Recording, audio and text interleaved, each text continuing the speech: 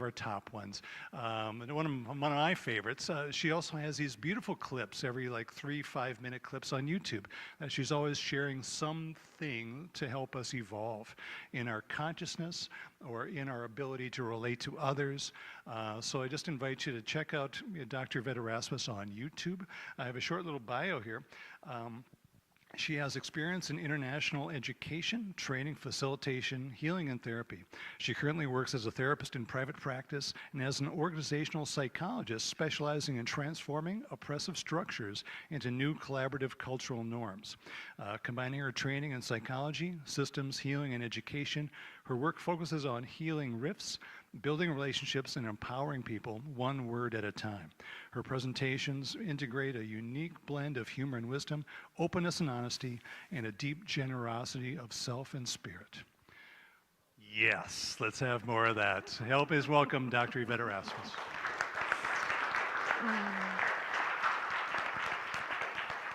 Thank you. How lovely. Hi, welcome. Oh, it's so nice to see you all this morning. We're kicking off February, which is all about trusting the process. And I was very aware last night how much I was not trusting the process of knowing what I was going to say when I was standing up in front of you. So I have my little notes with me. But we're going to begin today by talking about emus. Do you know what an emu is? Can you imagine? It's a bird. It's a very big bird. It's from Australia. Now, I'm from South Africa, so I'm more familiar with ostriches. So it's sort of related to an ostrich. And the reason we're going to start by talking about emus today is because I was on TikTok recently, which is my latest addiction. And as I'm scrolling through the, For You page, for those of you who are not into the little micro-documentary social media channel yet, you sort of scroll around. And all of a sudden, there's this live going on. They have these lives where people are sort of streaming their personal lives and what's going on in their personal lives, and you can watch. It's a little voyeuristic. I'm not sure how I feel about it, but I watched. Because on the screen, there's this egg. And, an emu egg is like big. Like ostrich eggs are very big, but emu eggs are quite big. And there's this little baby bird, also quite big, sort of like struggling, like pecking, and the egg is cracked, and there's this little thing, and what is arising in me as I'm watching this is, well, help it, right? Like, hurry up. It's struggling. So the lady, who's sort of hosting, shall we say, this live, and gifting the world with this process of watching this baby emu emerge, you can put little questions. And so I hear her say, she's reading through the questions that people are putting in, and I hear her say, no, I can't help the emu. It would kill the emu. We can't help it. So I'm thinking to myself, oh, this is just like butterflies, because I've learned this before with butterflies, okay? So of course, because I am a researcher at heart, I then decide to Google. Not the greatest research tool, but a good start for most of us, I would say. So I start Googling all about little birds hatching out of eggs. So here's what I learned. It takes an emu about 5 days, 3 to 5 days, to hatch, right? And it takes a long time because the process of hatching, a whole bunch of things are going on. For example, the yolk sac is being absorbed into the little body. And there are all kinds of, blood vessels connected to the shell of the egg. And the shell of the egg has enough calcium that hardens the bones of the bird as it's making its way out. And it takes 3 to 5 days for all of those biological processes to work, for the calcium to get absorbed, for the egg yolk sac to nourish the baby, for the blood vessels to close off, and for this little baby bird to be able to emerge. And if you hurry the process, you can kill the bird. So we're going to talk about trusting the process. And I was thinking a little bit about how much, when I'm watching someone struggle, I want to rush. Do any of you ever have that? Yeah? It can be so difficult to watch someone else in pain, struggling to do something. And I have such a strong impulse to just go in and do it for them. Does anyone else have this? Or is this like, some of you have this, okay? This impatience. It's like, let me just show you. Let me just show you how to do this. Let me hurry you up. Like, I can see where you need to be. Let me help you get there. So today, as we're talking a little bit about trusting the process, one of the first things that I want to remind you of, or maybe invite you into, is the practice of patience. If we're really going to trust the process of whatever it is that we are committing to, or whatever it is that we are waiting for, processes take time. And one of the things that we can do is get in the way with our own impatience. Because we're in such a hurry to get to the end game, we're in such a hurry to arrive, that we miss the magic of the moments of the process. So I was thinking back to watching this little emu chick, and my first impulse of impatience and like anxiety and this idea of like hurry up and help it. And I want to just take a moment to unpack some of that, and then I'm going to pull it into human relationships in a moment. But what would it have been like in that moment if I had been able to sort of relax into the 5-day process and bring a sense of presence and witnessing to the magic that was going to unfold in front of me with no effort needed on my behalf? And what would it be like if we adopted that kind of an attitude in the ways that we live our lives? What if there is no rush? What if there is nothing for you to do? What if one of the biggest gifts that you can give yourself and others is a relaxed, patient, witnessing, loving presence, regardless of what is unfolding in front of you? Regardless. What if the real practice in trusting the process is about relaxing into whatever it is that wants to arise in that moment, and working at just being supremely present and regulated in response to it? Doesn't that sound nice? What if there wasn't so much for us to do?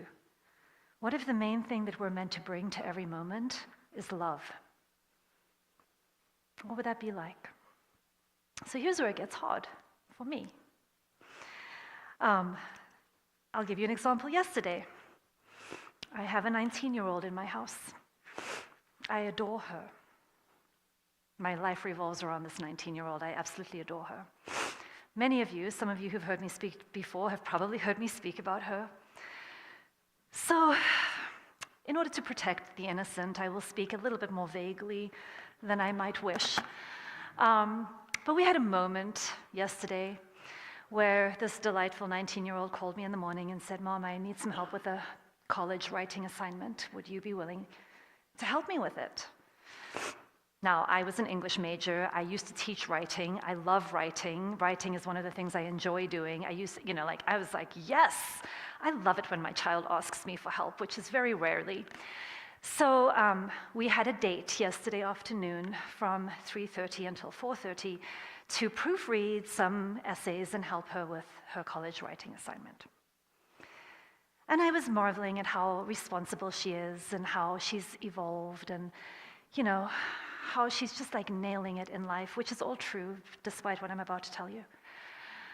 So we sit down and we begin working through a college writing assignment, and we're reading the syllabus, and we're looking at the rubrics, and we're looking at And I'm thinking to myself, holy cow, this is a freshman college writing class. Like, I feel like I'm stretched, and I have like a doctoral degree. I've written a lot in my life, but this is hard.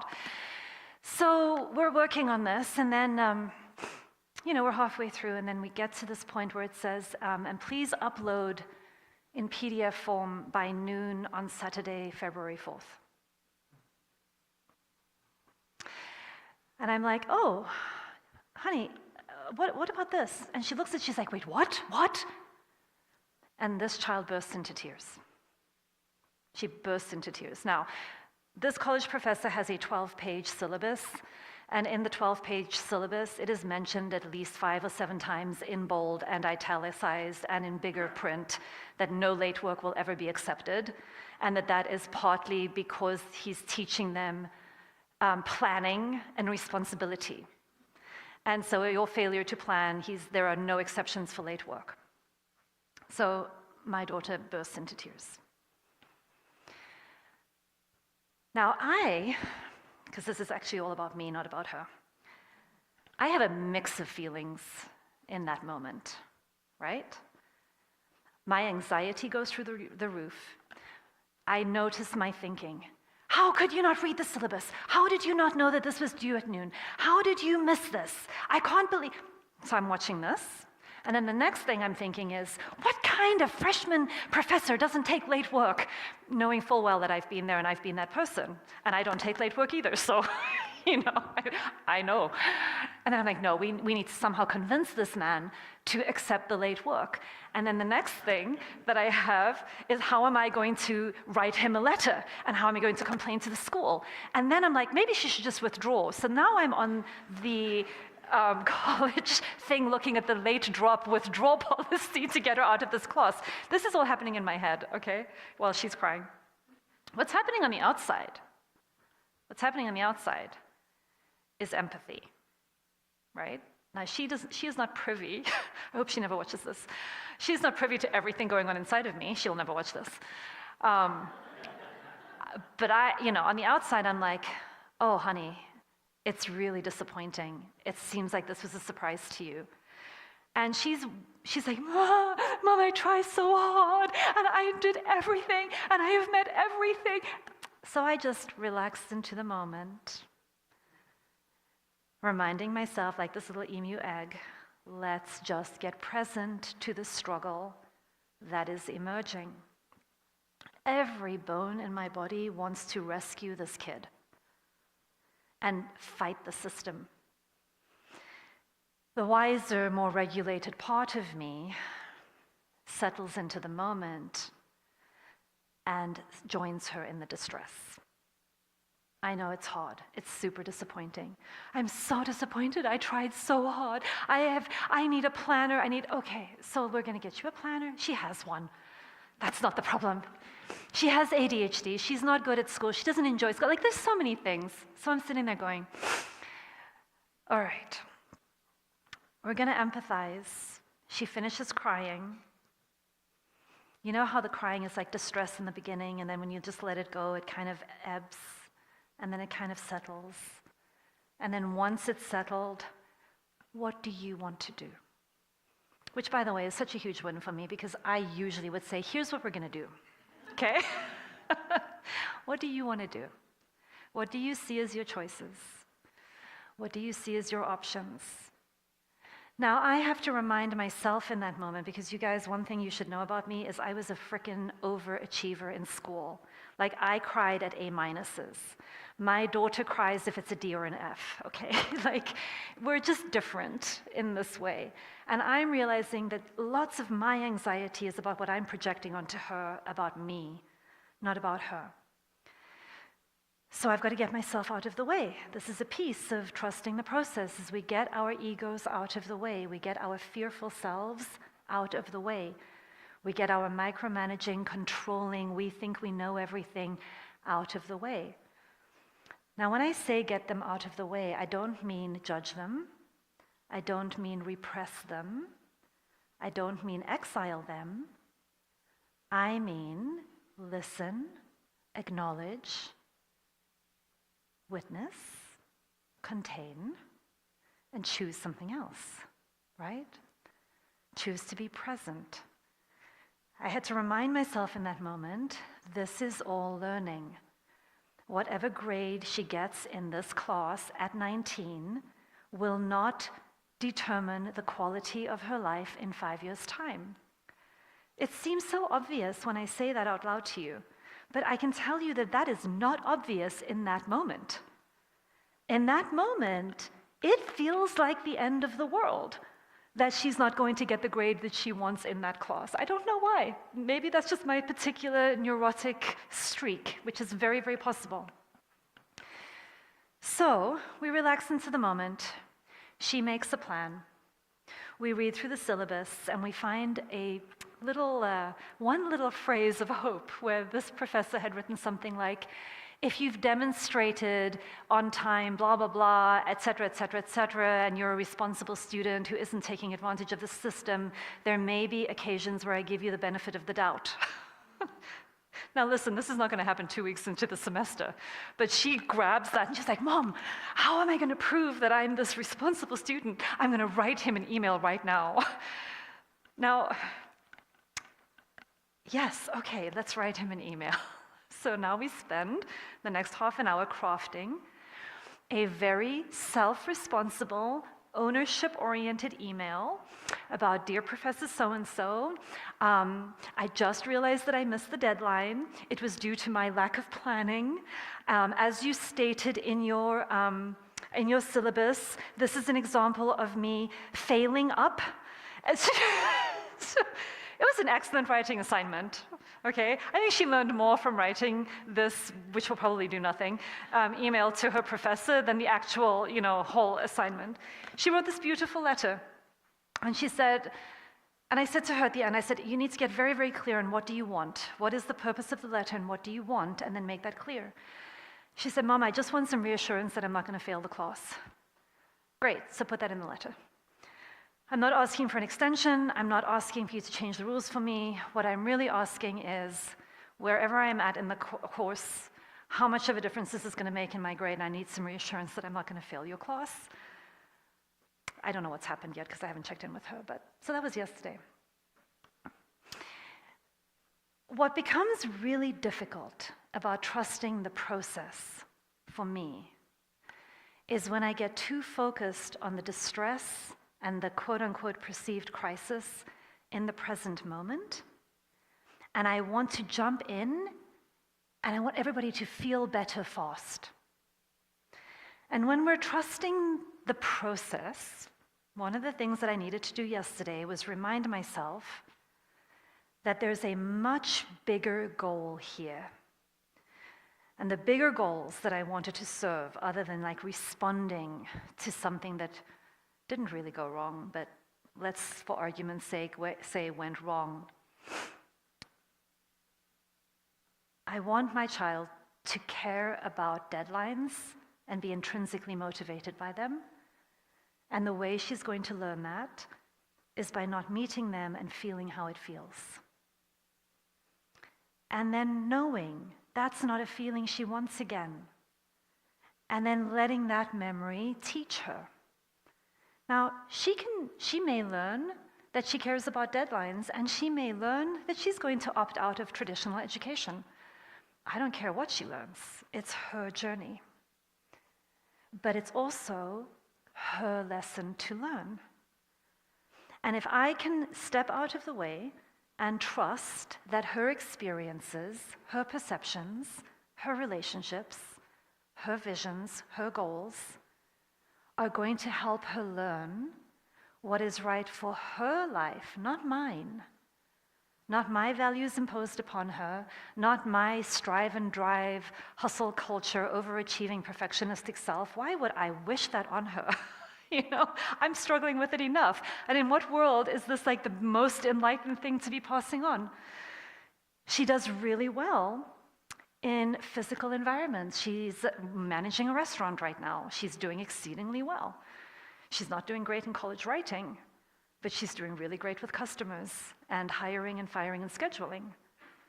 So for me, trusting the process is also about letting go of our attachment to a particular outcome that we want to impose on ourselves or other people.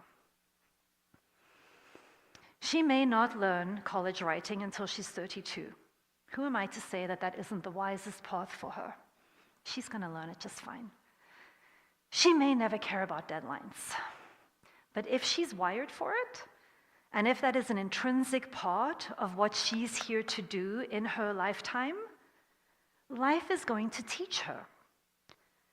And letting her be in her own stage of development and taking the position of being her safety net, being in relationship with her, teaching her to love herself and be gentle with herself as she's learning, in my view, is a wiser way to be approaching her than projecting all of my fears and anxieties onto her and trying to control what she doesn't do and what she doesn't care about in order to alleviate my feelings of discomfort.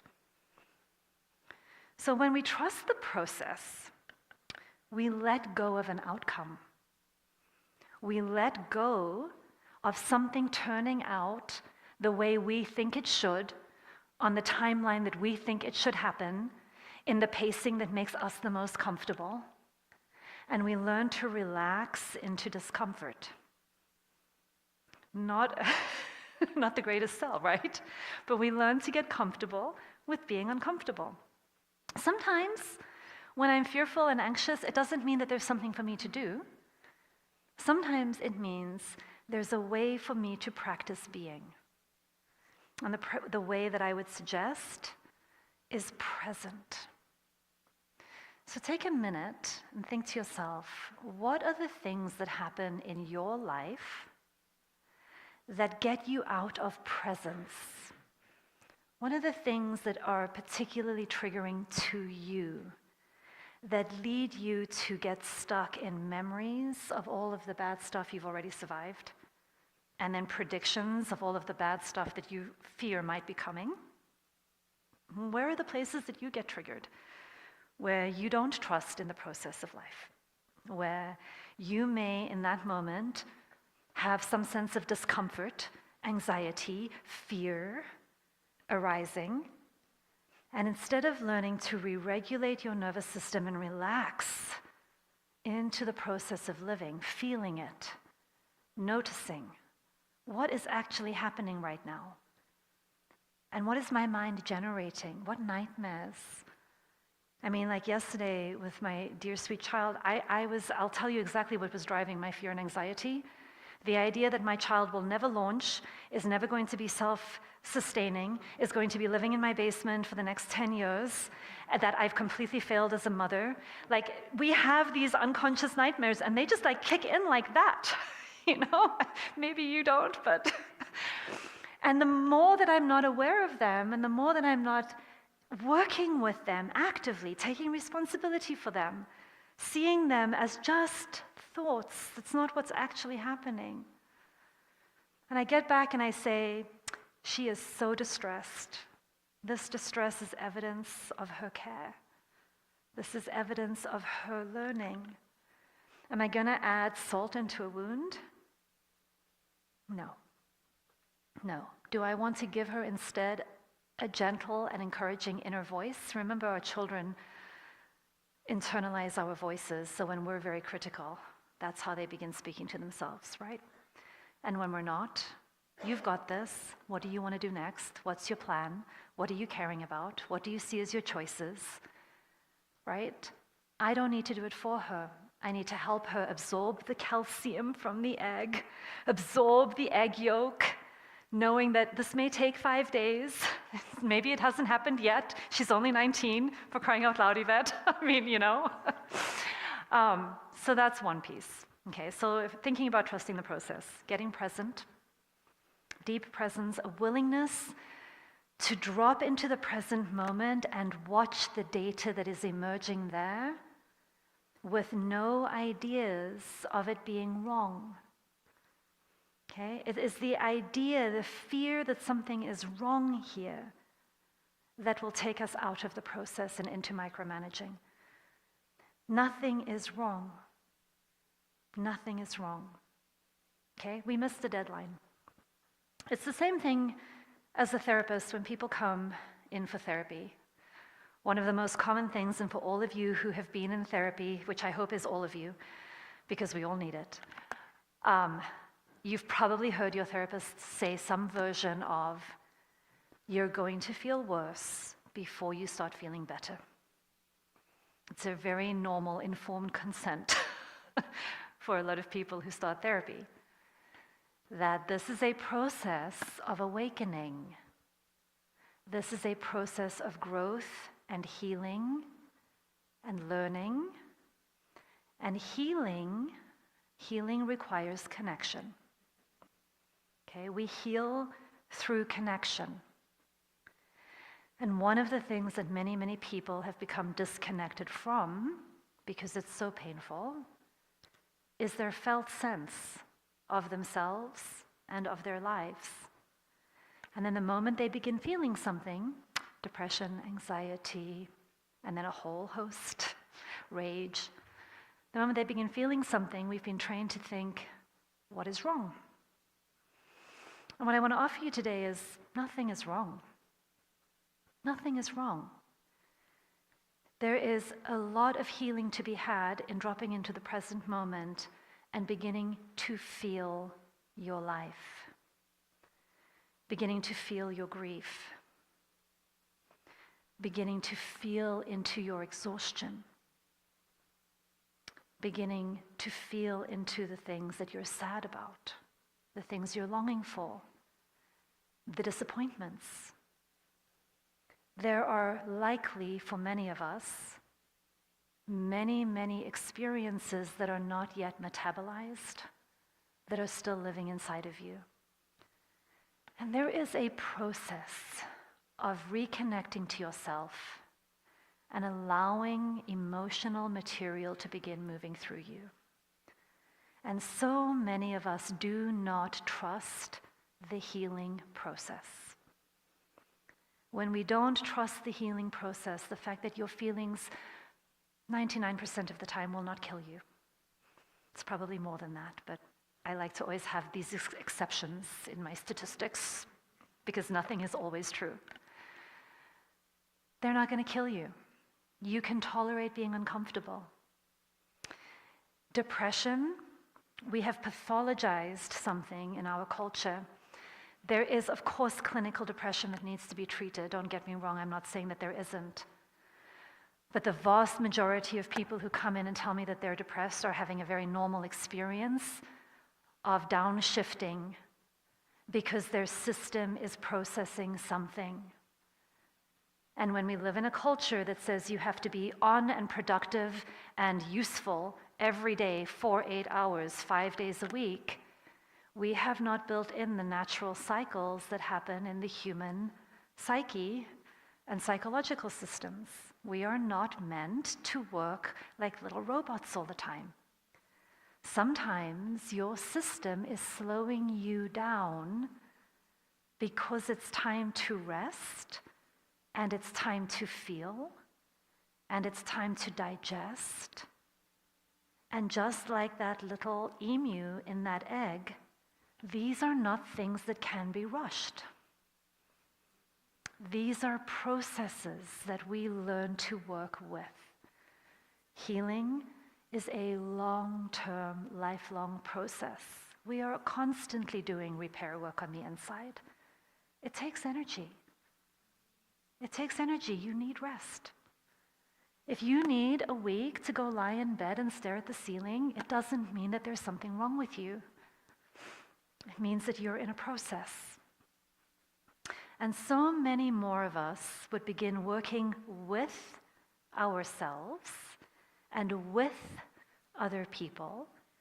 We might begin honoring the innate wisdom that is moving through us if we could stop rushing, if we could manage our impatience, if we could stop worrying about what's wrong with us and worrying about what's wrong with everybody else, and then trying to fix ourselves, and then trying to fix other people.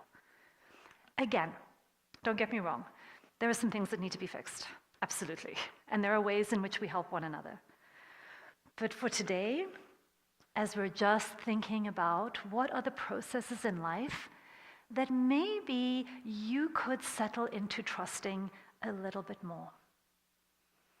What are the things that you are committed to where you actually might be getting in your own way a little bit more than you need to?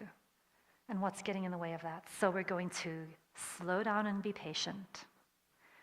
We're going to remind ourselves that nothing is wrong.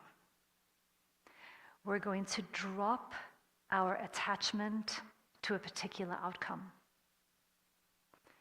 We're going to get really comfortable with discomfort. We're going to teach our bodies how to relax when we are uncomfortable. We're going to relax into our anxiety. We're going to relax into our depression. We're going to relax into our moodiness and our irritation. And we're going to get deeply, deeply connected to the life-affirming divine needs that are emerging inside of you all the time. And we're going to begin using like the metaphor of a surfer on a surfboard. You are just here to maintain your balance on whatever waves are coming your way. So as you start trusting your felt sense, and you know I'm feeling really disappointed. If I'm really disappointed, it means that there's a vision, there's a longing, there's an idea that I have of how good something could be. And my moment, this felt sense moment in the present moment, is telling me it's not here right now. I long for this thing I can imagine, and I'm feeling into the difference between this thing that I imagine and what I'm experiencing in the now. Nothing is wrong. What my disappointment tells me about is a longing that I'd like to put my life energy towards. It doesn't tell me that I don't deserve it. It doesn't tell me that there's something wrong with you. It tells me about what I care about. And when I can start grounding myself in what do I care about, then I can start reorganizing my energy and my attention in the service of what I'm caring about, which is a really, really different way of being than trying to exert control over all of the things we cannot control, right? I cannot make my clients better. I cannot do their inner work for them. I cannot feel your feelings for you. I cannot do the practices on your behalf. But what I can do is trust that there is an intrinsic motivation in you that guides you for your unique next step. And the only person in this room who knows what that is for you is you, not me. That little emu chick knows exactly what it needs to do to get out of that egg, and will do it on its own timeline, in its own way, as it gets the strength to do the next step. And that struggle cannot be bypassed. The struggle is part of where we develop the strength, if we want it to be internal strength, right? We've got to bump up against all of the obstacles in life for us to develop the internal strength. And so trusting the process today is also about knowing that you will develop the strength that you need for you to achieve whatever it is that you came here to do with this lifetime. Whatever your inner blueprint is, everything you need will be provided to you. But it won't be the same as what everybody else needs, so stop comparing yourself. Because the lesson somebody else needs is for their blueprint, not yours. And the ones that worked for you, those are for your process, not necessarily other people's process. So we start watching all of the ways that we want to impose what worked for us on everybody else. We want to rescue everybody else from the struggle. We want to rescue everybody else from their discomfort. We tend to see everything through what is wrong with them, and then we want to micromanage, and it's exhausting. So, patience, be uncomfortable, drop into the present moment, feel, feel, feel, feel, feel, feel your life. When your feelings are intolerable, feel them in community. Okay, this is just a little aside. If you're feeling overwhelmed by your emotional states, sit with 3 or 4 empathic other people, because the space created by a group will help you carry the feeling and will metabolize it alongside with you. Especially if you were traumatized in a very particular way as a child, by being sent to your room or sent out into the garden or sent somewhere in the house when you were not feeling okay and told that you could come back to the family when you were happy. If you had that particular little T trauma, that history, even more important for you to really practice feeling what you're feeling in the presence of loving others. Okay, that will help you carry the feelings so that you don't feel so scared and alone. And it'll also help the little people inside of you who are remembering the exile and the abandonment and the loneliness that came with feeling on their own. Okay, so we don't want that. Okay, now let me just check and see what else I wanted to tell you. I've talked to you about the emu. I love the emu. You also know about the butterflies, right? I've told that story before.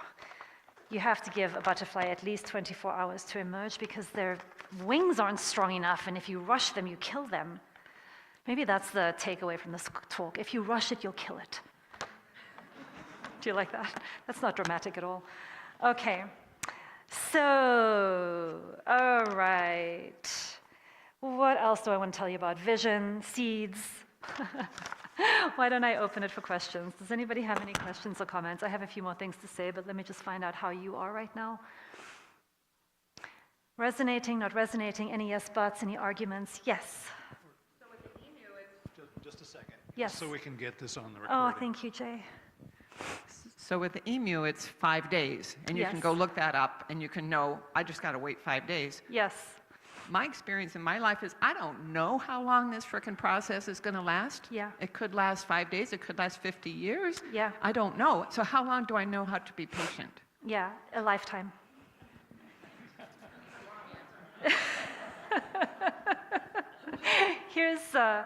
It's such a good question. I love your question. I mean, I think what you're pointing at is another thing that makes it really difficult to trust the process is when we don't know what the process is. And we're sitting in this darkness of not knowing. That can be really distressing because especially if we're feeling something painful, grief, sadness, longing, pain, suffering of whatever kind, there is some comfort that can come when we go, okay, I just have 12 days, and in 12 days' time I'm going to be okay. It gives it a container, right? And then it generates a little bit of hope. So I have a few things on this. One, whatever the particular nature of the suffering is that you're struggling with, I would find the other people who have walked that particular path, because it's the people who have done it who can give you a sense. Now, that gets really complicated in the psychological world, I understand. I know that inside and out. And communities are really, really helpful. Getting examples of people who have survived chronic depression and have come out on the other end, people who have survived whatever it is, OCD and have come out on the other end, people who've survived addictions, eating disorders, bipolar, whatever it is that, and have come out on the other end. The other thing, though, is sometimes we never come out on the other end.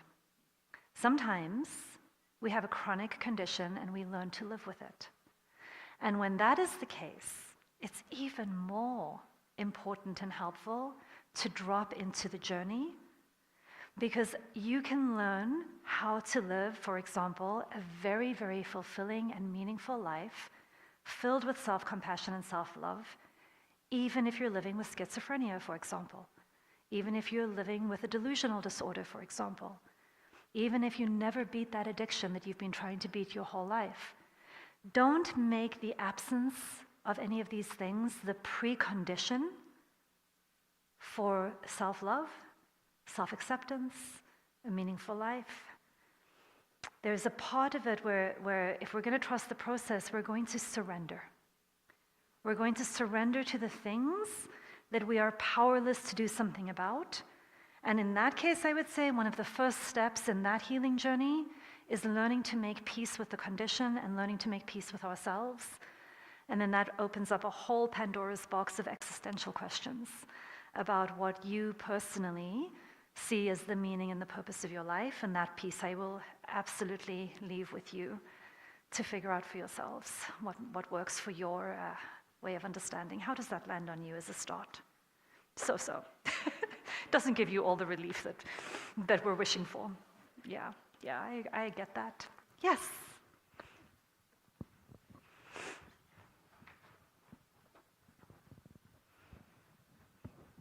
So I'm thinking about this question of trusting the process and like, maybe how long do I need to lay in bed, staring at the ceiling and thinking of wishing that I knew if it was the 12 days or the 5 days, but also keeping that in balance with things that I know about myself. Like I know that I'm prone to melancholy. Yeah. And so I know that I can stew for a really long time. Yeah. And if I lay in bed looking at the ceiling, like part of me wants to empathize and care for that, part of me.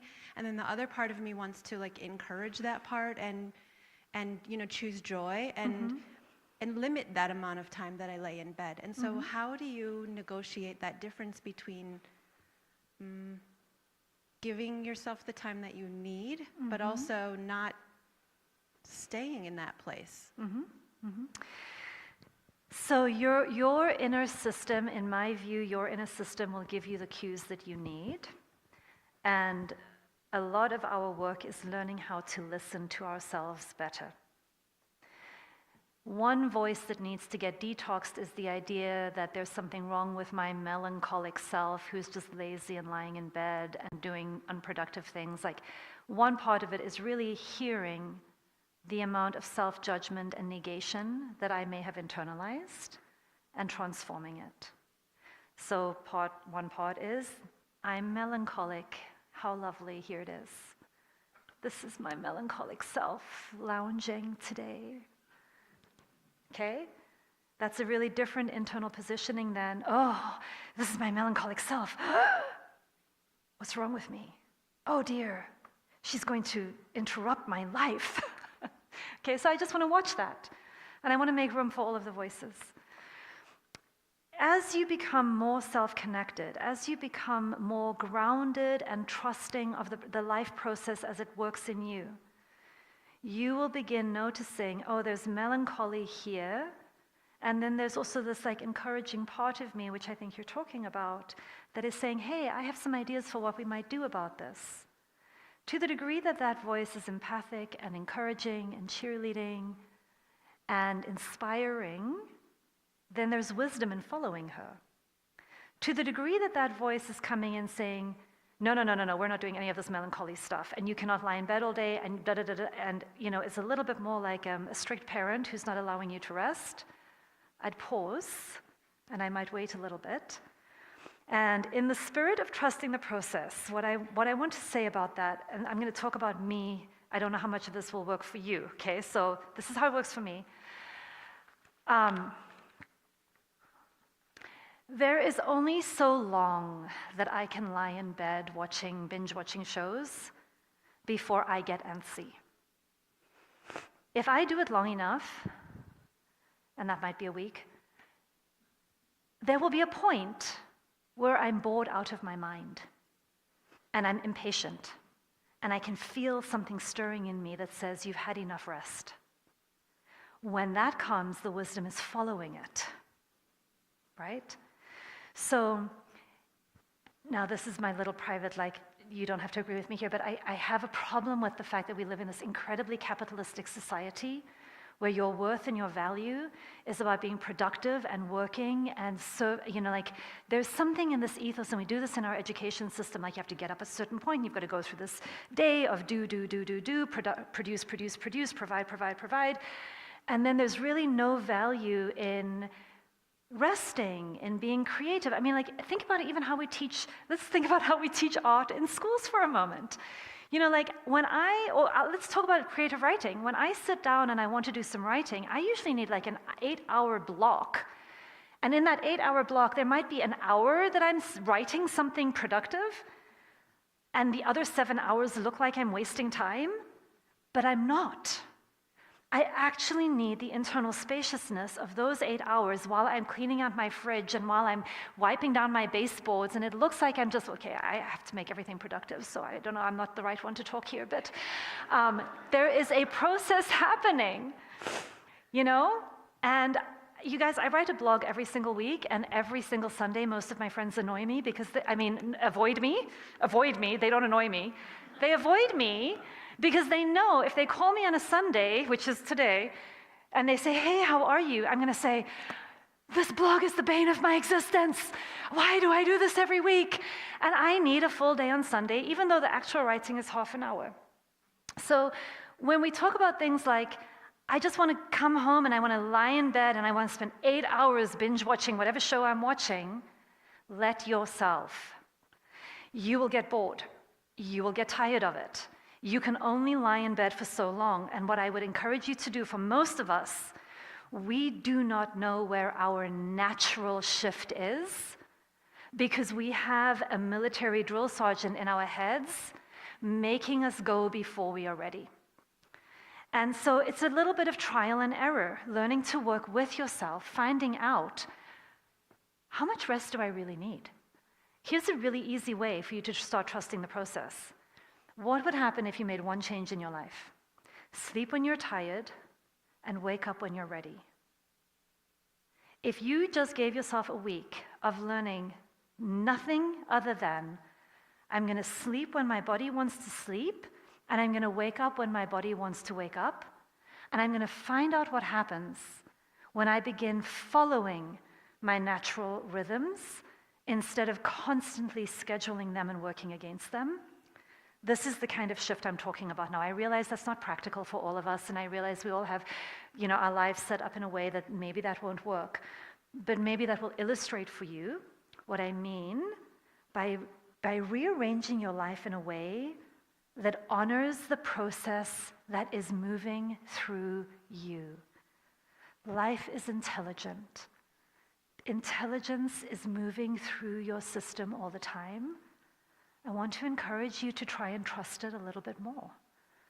And watch all of the ways that you've been taught to disconnect from yourself, not to trust yourself, not to follow yourself, to believe that you have to act on yourself all the time.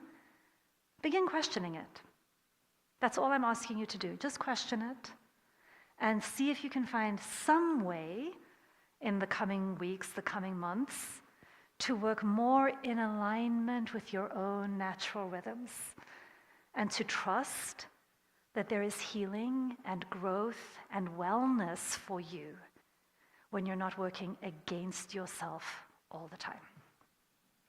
So that's what I'm going to offer you on that. Good. Anything else before we end today? Yes. So I've been coming to many sessions here, and one of the things that I keep working on is setting boundaries. Yes. Because you have scheduled your time, me time or whatever, but you have people who think that, oh, if you're home alone, then you must be lonely, you must be bored, you need me to come and rescue you, if you will.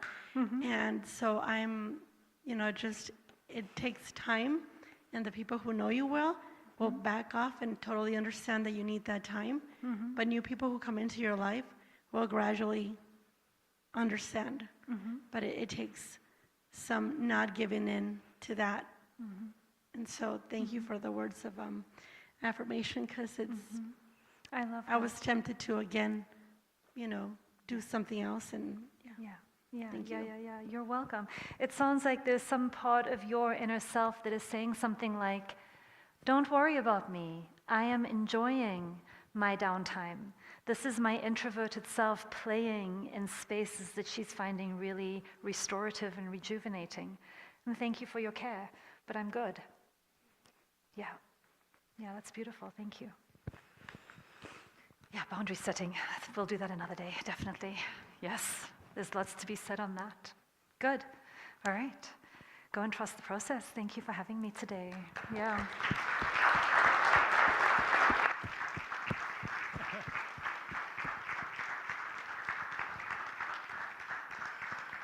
Wonderful. You can see why she's one of our favorites here. And if you are intrigued by more of this kind of content, I invite you to just go to YouTube and watch some of Yvette's previous ones that she's recorded here. They're all on YouTube along with all the other Sunday sessions.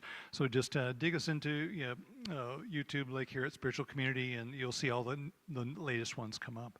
Now it's time for our offering. I just appreciate a gratitude offering, being grateful for this community, being grateful for this space, being grateful for this oneness thing that we're creating here, and being grateful for ourselves. So just to appreciate your generosity in helping, because we're not connected to any other organization, mostly 99% volunteer run here. So appreciate your generosity in keeping the lights on and the heat going. So thank you. First it is a bitter pill,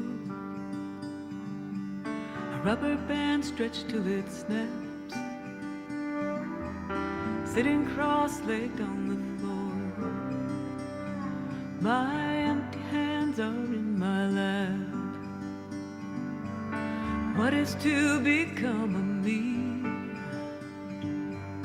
Here at my surrendering, where I arrive at the end, the place where I begin again.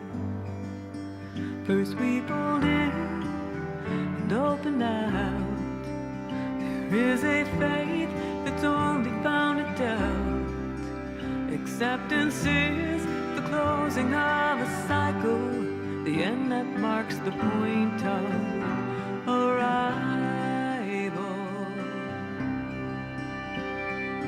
This is where I lay it down, what I don't want to haul around, the buzzing of what can't be seen, and living always in between. First we pulled in and opened out. There is a faith. So if you could join me in blessing the offering, raising your hands and repeat after me. Perfect love flowing through me blesses and multiplies all that I give, all that I receive, and all that I am. And now as our closing, let's make a closing circle. It's our kind of contribution to oneness, and Yvette will lead us in a closing message. Okay.